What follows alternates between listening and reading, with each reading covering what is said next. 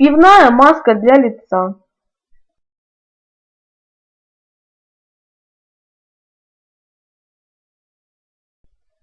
Вам понадобится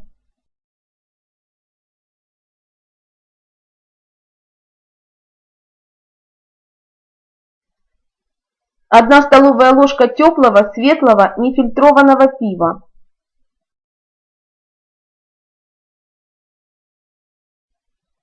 1 столовая ложка мелко натертой моркови,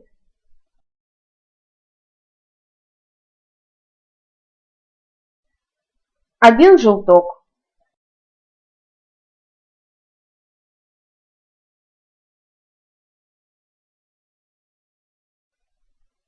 молотые овсяные хлопья.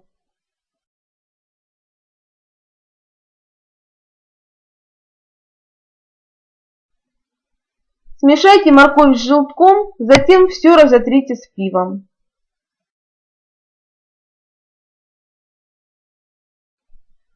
Загустите маску овсяными хлопьями, картофельным крахмалом или пшеничной мукой.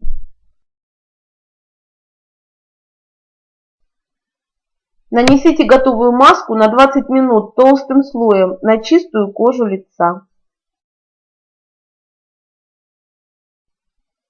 Смойте теплой водой.